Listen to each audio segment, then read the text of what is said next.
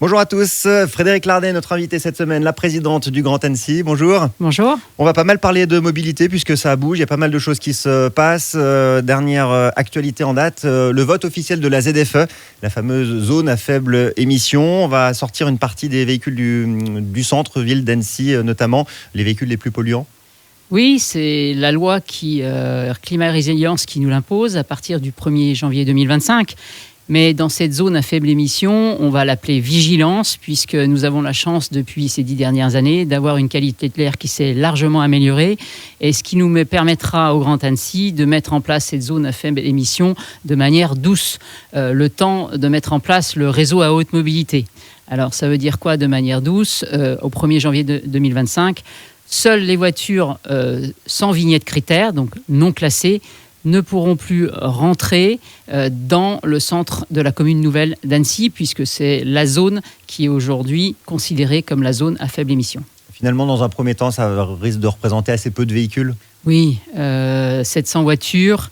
Et si on enlève les 300 voitures de collection qui vont avoir une dérogation, on aura entre 300 et 400 voitures qu'il faut essayer d'identifier. Parce que l'idée, c'est pas de les laisser seuls, puisque bien souvent, ce sont soit des personnes âgées, soit des étudiants qui disposent de ces voitures, soit des personnes qui, socialement, n'ont pas les moyens d'acheter des voitures à vignette critère. Donc, on essaiera de les identifier. D'ailleurs, on en fait un appel à la radio aujourd'hui. Si vous n'avez pas de vignette, déjà, vérifiez si vous pouvez en avoir une. Et puis, si vous ne pouvez pas en avoir une, adressez-vous au Grand Annecy pour qu'on puisse vous aider et mettre en place un système d'aide aux côtés de l'État pour vous permettre d'acquérir de nouvelles voitures.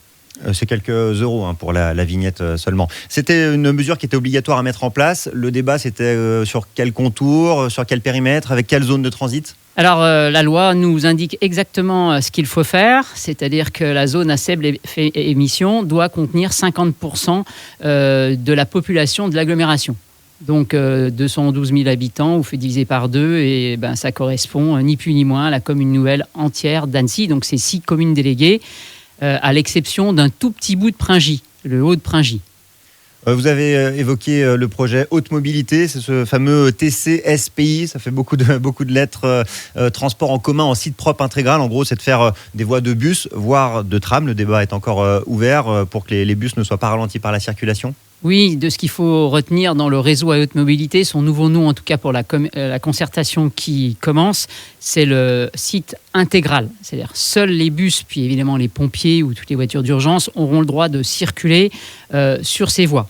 Donc on va commencer par la ligne numéro 1. La ligne numéro 1, c'est Douin-Annecy. Annecy-les-Glaisins. Pourquoi les Glaisins ? Parce que c'est là où nous avons le plus grand nombre d'actifs. Il ne faut pas oublier que ce sont les entreprises qui vont en grande partie financer ce transport en commun en site propre intégral. Et puis là où il y a l'essentiel de nos étudiants. Donc c'est pour cela que nous commençons aussi les concertations avec la Commission nationale du débat public qui a commencé la semaine dernière. Là, on est sur du moyen-long terme. Quel calendrier ? L'idée, sur la concertation, nous avons 3 mois de concertation. Donc, j'invite vraiment les grands Annéciens à y participer. Et on peut y participer sous toutes ces formes que ce soit. On a, pour la première fois, mis une ligne de téléphone en direct. On peut aller dans les mairies. On peut aller sur Je participe sur le site internet de l'agglomération. Vraiment, on a mis tous les moyens pour que toutes les personnes, même qui n'ont pas la chance d'avoir un ordinateur ou ont une fracture numérique importante, puissent quand même participer par voie postale, par téléphone, pour dire ce qu'ils pensent du futur réseau à haute mobilité du Grand Annecy. Le tram est toujours d'actualité. Il pourrait peut-être voir le jour du côté de Pringy. Ça fait partie aussi des choses qu'il faudra trancher ? Oui, tout à fait. Il faudra trancher. C'était la seule ligne sur laquelle nous n'étions pas mis d'accord au niveau des 95 élus que constitue le conseil d'agglomération. Donc cette ligne Sénot-Annecy, Annecy-Pringy, sur lequel, dans le cadre de la Commission nationale du débat public, les grands Annéciens auront à nous donner leur avis sur tram ou BHNS, bus à haut niveau de service. On parle de prendre un tram ou un bus au niveau de service quand, concrètement, dans l'idée, au meilleur des... Par exemple, dans chacune des réunions publiques que nous allons avoir dans le cadre de la Commission nationale du débat public. Encore une fois, là, nous faisons appel à ce qu'on appelle la démocratie participative. Et puis ensuite, c'est la démocratie représentative, donc les élus que nous sommes, qui auront à trancher. Alors j'ai envie de dire une bonne fois pour toutes, en 2026, en mars 2026, il y aura des élections, il y aura peut-être d'autres élus prendront peut-être d'autres décisions. Nous, là, on crante aujourd'hui surtout le fait de devoir lancer les travaux de la première ligne qui concerne la rive ouest et puis surtout les Glaisins, parce qu'on en a grandement besoin, notamment par rapport à la zone à faible émission. Il faut savoir que nous sommes la seule agglomération de France à ne pas avoir de réseau à haute mobilité en mettant en même temps en place une zone à faible émission. Nous n'avons pas de pôle d'échange multimodaux, donc nous n'avons rien à offrir aux gens qui doivent déposer leur voiture à l'extérieur de la commune nouvelle. Nous n'avons rien à leur proposer, si ce n'est 3 lignes rythmo, ce qui n'est pas énorme, aucun pôle d'échange multimodaux digne de ce nom, où ils peuvent laisser leur voiture pour prendre une ligne de bus, même si c'est une ligne de bus classique. Les lignes de bus, justement, alors c'est deux sujets différents pour bien faire de la pédagogie. Elles ont augmenté. Il y a un nouveau réseau qui est rentré en service lundi dernier. Plus de lignes et des lignes transversales aussi pour gagner en efficacité. Oui, la première étude que nous avions, reçue lors de notre arrivée dans ce mandat, tout était concentré sur la gare d'Annecy. Donc c'est bien, Annecy, centre intermodal, la gare d'Annecy, c'est bien, mais ce n'est pas suffisant. On voit que quand on analyse les bouchons, notamment les pendulaires, ils se situent principalement au nord de l'agglomération. Et puis, qui plus est, dans le cadre de notre projet d'aménagement, le fameux PLUI-HMB, plan local d'urbanisme intercommunal, nous allons principalement construire sur le nord de l'agglomération. Donc, il nous fallait absolument avoir une logique de mobilité. C'est pour ça qu'on a mis le M mobilité, pour que la mobilité soit cohérente avec là où on va mettre l'habitation. Et donc, c'est pour cette raison qu'on a besoin d'avoir des lignes tangentielles. Il y a des gens qui habitent Chavanot qui ont besoin d'aller au Glaisins sans passer par la gare. Et aujourd'hui, en bus, on met carrément 1h30 pour le faire en bus. Et même malgré les bouchons, 30 à 40 minutes en voiture. Donc, la voiture est toujours beaucoup plus efficace que le bus. Et c'est la raison pour laquelle nous allons mettre des lignes tangentielles, aidées aussi par le département qui fait un dédoublement des voies, des départementales, accompagnées par le Grand Annecy, puisque nous finançons entre 50 et 30% selon les cas ces dédoublements, permettant ainsi d'avoir une ligne dédiée au covoiturage et au bus. Vous venez d'aborder le dernier gros projet qui est en cours, ce fameux PLUI. C'est un document administratif qui fixe les grandes règles d'urbanisme, pour faire simple. Oui, c'est ça. Et c'est les concertations commencent. On a même fait des ateliers Vie ma vie. Demain, vous êtes citoyen, devenez élu dans le cadre de ces ateliers et construisez avec nous l'agglomération de demain pour nos enfants, nos petits-enfants.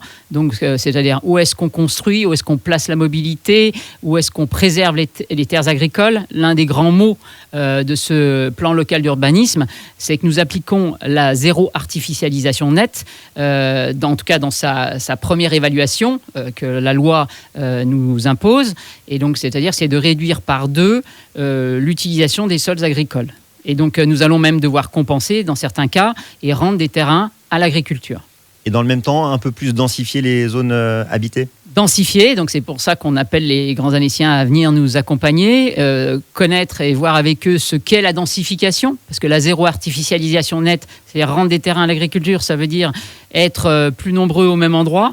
Donc c'est comment on arrive à vivre plus nombreux au même endroit, mais dans la qualité, le respect du voisinage, en n'ayant pas trop de vis-à-vis, en ayant des immeubles qui montent pas trop haut non plus, et puis avec des communes qui vont devoir avoir le courage, et des maires qui vont devoir beaucoup moins construire, donc avoir le courage de dire non à la construction.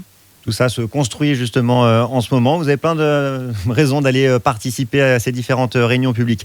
On va terminer avec le climat social du côté du Grand Annecy. Vous faites l'objet d'une plainte pour harcèlement. Ça a pas mal fait parler. Où on en est aujourd'hui, l'enquête donne quoi ? Je précise effectivement qu'il y avait un article 40 qui ne déposait pas plainte officiellement contre moi. Ça a été signalé par un des élus pendant un conseil d'agglomération. Donc effectivement, il y a bien une enquête. 3 personnes de l'agglomération se sont portées partie civile. L'enquête est en cours. Je suis très confiante.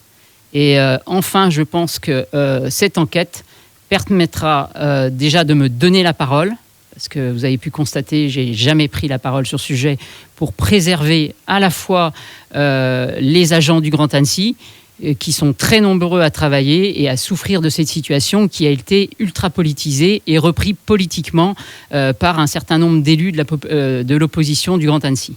L'article 40, pour expliquer de quoi il s'agit ? C'est un signalement fait par un élu qui détient l'autorité pour signaler un fait dont il aurait connaissance. Et j'ai bien dit dont il aurait connaissance. Et donc pas de plainte, vous avez vous-même déposé plainte pour diffamation ? Oui, moi-même du coup j'ai déposé plainte pour diffamation.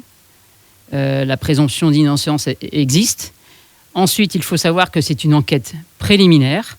Donc la procureure elle-même, suite aux enquêtes qui sont actuellement en cours, les interrogations qui sont actuellement en cours, décidera de poursuivre ou pas. On aura l'occasion évidemment d'en reparler, de suivre ça. En attendant donc toutes ces réunions de concertation, que ce soit sur la mobilité de demain ou sur l'habitat avec ce fameux PLUI. Et vous retrouverez toutes les grandes dates et tous les grands rendez-vous sur le site du Grand Annecy. Merci beaucoup d'être venu nous expliquer tout ça ce matin. Merci à vous. Merci et bonne semaine.